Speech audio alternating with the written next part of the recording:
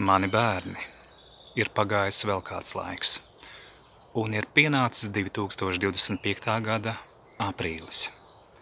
Šajā laikā un šajā mūsu ceļā, kurā es meklēju jūs, un es ticu jūs meklēt mani, ir pagājis ļoti ilgs laiks, iet 5. gads.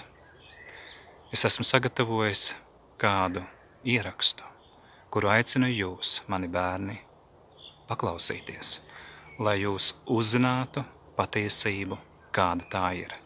Patiesību un tikai patiesību. Bet pirms es to atskaņoju, es jums pateikšu, cik tas ir neparasti, tas būtu vēl maigi sacīts, dzīvojot šajā pasaulē, kad viens no tuvākajiem cilvēkiem jums un savu laiku arī man atļāvās melot un par mani, un arī melot par jums. Par to, kā meloja un apmeloja mani, jūs jau ļoti daudz ko zināt, taču tika melots arī sagrozot jūsu liecības par to, kas notika mūsu dzīvē un kas notika patiesībā. Jūs paši, mani bērni, redzat arī savas mammas un viņas radinieku sejās, cik viņi ir laimīgi, būdami meļi, krāpnieki un, diemžēl, maitas, kas posta citu cilvēku dzīvi, arī jūsu. Un turpinājumā būs ieraksts, kurā jūs sadzirdēsiet to, ko daļai esat jau dzirdējuši, pa daļai arī nē. Tas būs stāsts par to, kas notika mūsu dzīvē un pie kādām sekām tas ir novedis šajos laikos. Es jūsu tētis turpinu jūs meklēt, jūs mīlu, jūs to zināt. Un te būs šis ieraksts. Mazliet priekšstatam, kā tika izmantota Covid afēra pret mani 2020. gadā, un pēc tam, kad mani bērni tika nolaupīti, un tā tas turpinās 5 gadu garumā. Bērnu māte pat tiesas sēdes laikā atzina, ka darīja visu, ko viņai lika institūcijas, un solījās darīt. Viņai sadarbībai ar Covid sektu bija savs aprēķins un motīvs, ilgstošs palaistuves dzīvesveids, ko beidzot bija iespēja legalizēt. Dzīvot pieaugušie var kopā ar kuru pieaugušo grib, bet postīt bērnu attiecības ar otru vecāku, tas ir cietsirdīgi un ļauni. Tas ir noziegums, ko šajā valstī, pēdiņās, neviena darbu imitējošās kailā karaļa stāsta izlikšanās speciālistu un liekuļu iestāde pēc būtības neizmeklē. Patiesība un tie, kas tiecas to izgaismot, tiek apkaroti, taču kā nereti to saku, tā arī šoreiz viss nāk gaismā. Pirms izgaismoju arī jums, mani bērni, to, kādu ziņojumu par manu nodarījumu pēdiņās deva institūcijām un valsts un pašvaldības iestādēm. Jūsu māte, es pieminēšu arī to, ka vairāk kārt saskāros arī 2021. gadā un pēc tam, ka man pārmeta to, ka es tev, Emīlija, tāpat Robertam, jums, mani bērni, centos pastāstīt patiesību un tikai patiesību. Man tika pateikts, ka bērniem tas nav jāzina, bet es jūsu tētis saku to, ko esmu teicis arī daudzkārt agrāk, ka jums ir jāzina un būs zināt patiesību, lai kāda tā ir. Un man nav nekādu šaubu, ka jūs savā sirdsapziņā to arī meklējat, jo jūs esat arī mani bērni. Un tālāk šis pieteikums, ko es pieminēju, kāds tas bija, ko rakstīja jūsu māte 2021. gadā 13. janvārī. Prasības pieteikums par abu bērnu dzīves vietas noteikšanu pie mātes, par mātes atsevišķas aizgādības noteikšanu par abiem bērniem, pieteikumā par pagaidu noregulējumu lietā.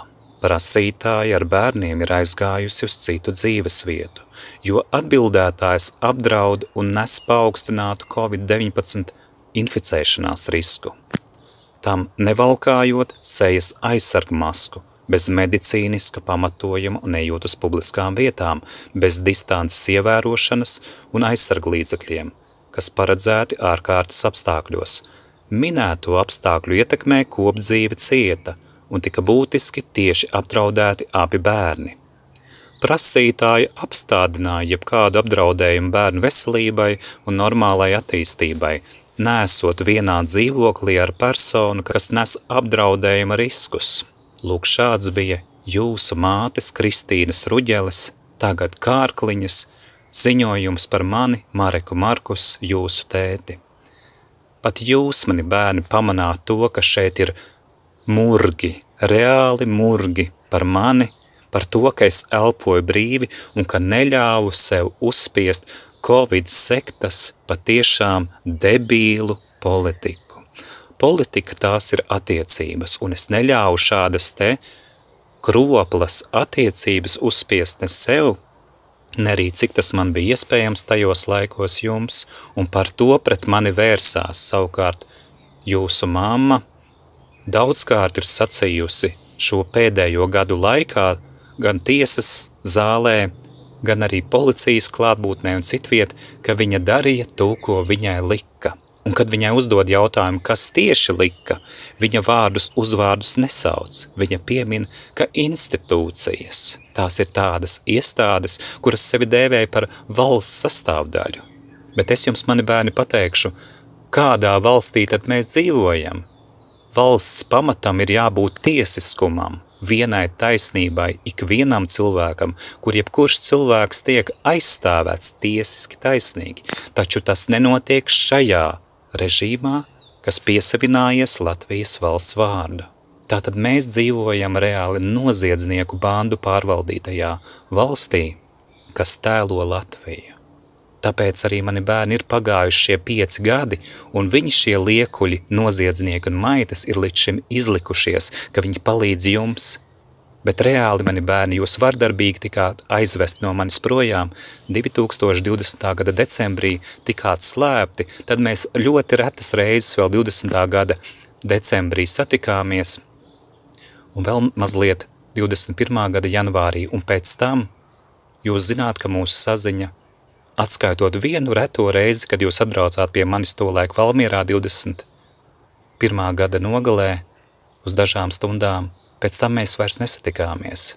Pēc tam mums ir bijušas tikai dažas telefonu sarunas 22. gada vasarā, kuras arī tika pārtrauktas ar to, ka tu, Robert un Emīlija, centāties man pastāstīt, kur jūs esat un kur dzīvojat.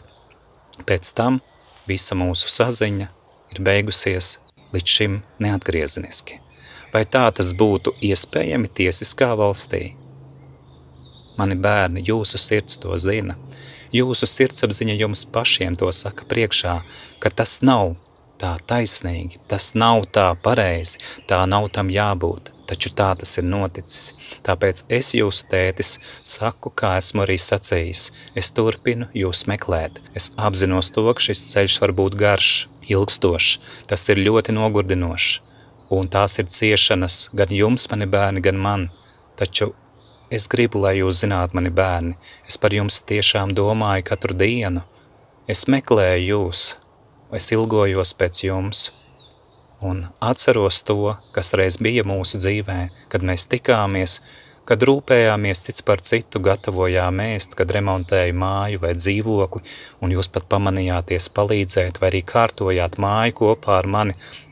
Daudzas citas mazās un netik mazās lietiņas mēs ko darījām, tas viss tika nosaukts par manām darbībām kā mans kaitējums jums.